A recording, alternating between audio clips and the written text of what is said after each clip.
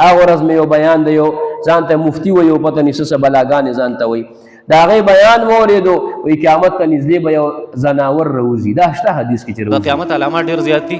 یو علامت پکې دا دی چې الله جل شانه به قیامت ته نږدې یو څاروی به راوځي. د کوم ځای نه به راوځي او دا څاروی به څنګه وي او د دې کار به څه وي؟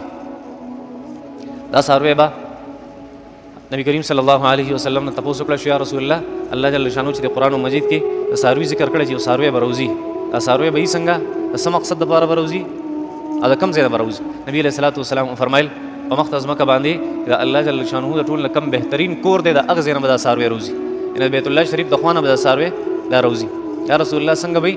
کریم صلی الله علیه وسلم وفرمایل داسې یو څاروی به وي مخ پې د غوی په شانتي، مخ پې د غوی په شانتي، دا شاته حصه به د غوا په شانتي، شاته د غوا په شان، مخې ته د غوی په شان، سینې د ازمري په شان دی او سترګې د خنزیر په شان او د یختو نه به ډکي او د هغه خپې هغه به د اوښ په شان دي او د هغه دلته ښکرې چې کمي وړې وړې ښکرې وي هغه به د زرافه په شان دي. زرافه دې ځای کې لږې لږې ښکرې لیدلي داسې به وي او هغه د هغه خپې به په ځمکه باندې او سر به د وریځو سره لګېدلی، د وریځو سره.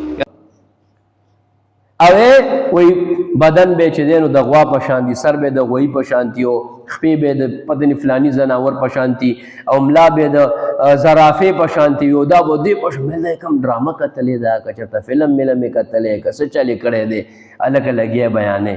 نه احتیاط کول پکار دي.